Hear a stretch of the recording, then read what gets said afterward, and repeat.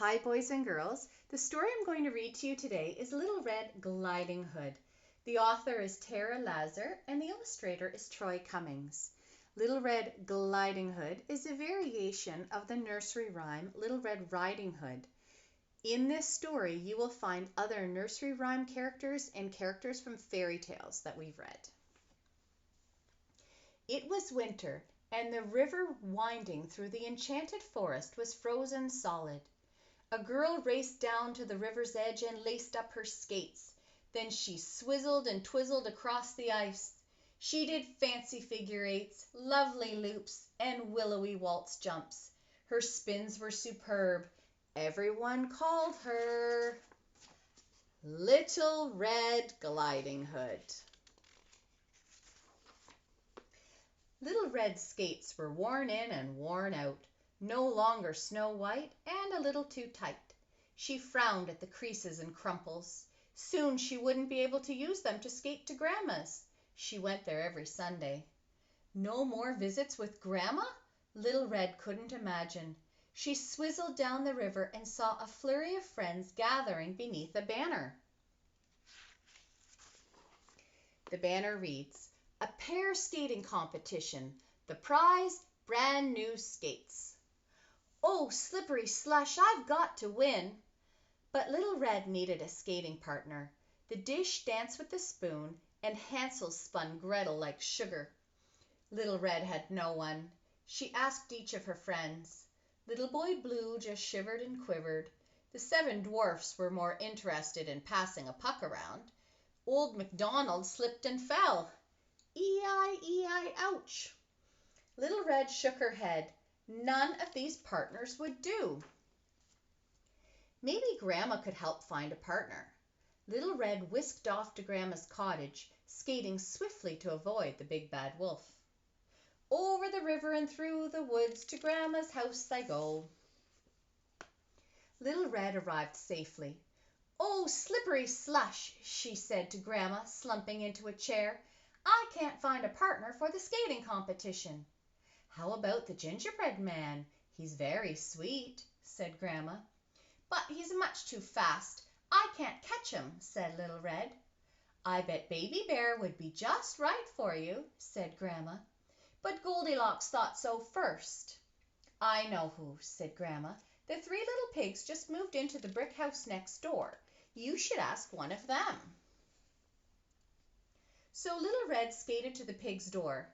Little pigs, let me in." Someone tapped Little Red on the shoulder.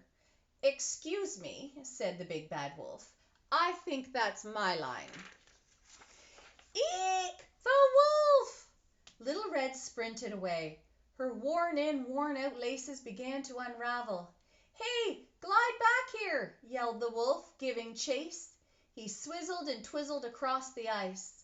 Little Red pushed on faster, but her boots were lopsided and loose.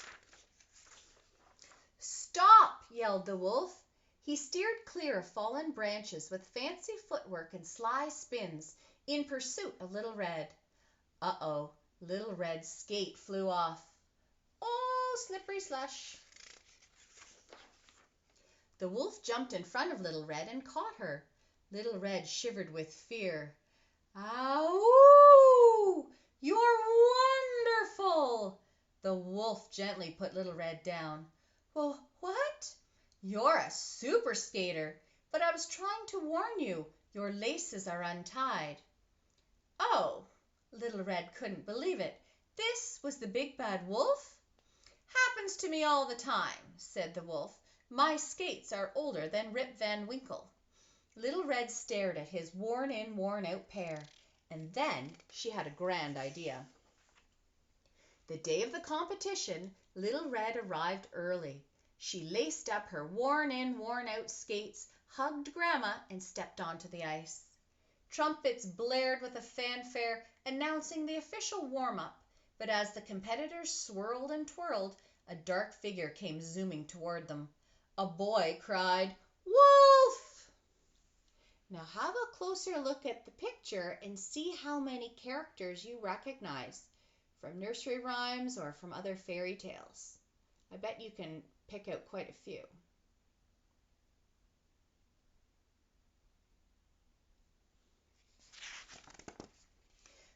frightened little Miss Muffet away. She bumped little Jack Horner into the corner.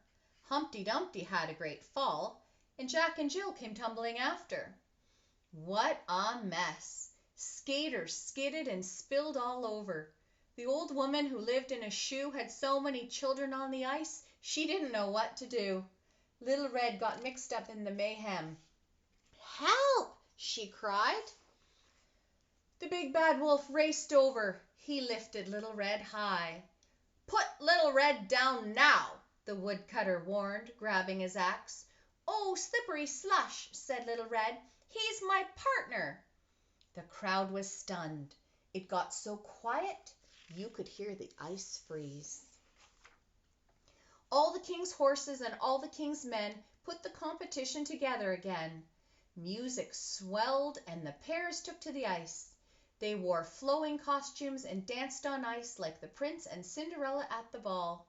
In fact, the royal couple were in the competition. The tortoise and the hare made a splendid pair. Jack Sprat and his wife did too. Then Little Red Gliding Hood and the big bad wolf swizzled and twizzled across the ice. They did fancy figure eights, lovely loops, and willowy waltz jumps. Their spins were superb. No one could believe the big bad wolf was actually good. "That's a performance I'll remember happily ever after," cheered Grandma. The judges whispered. They nodded. They scrawled. They raised a row of perfect tens. Little Red and the big not-so-bad wolf were named the winners. "Oh my, what big skates you have," said Little Red. The wolf flashed a toothy grin. "All the better to glide with you, my dear."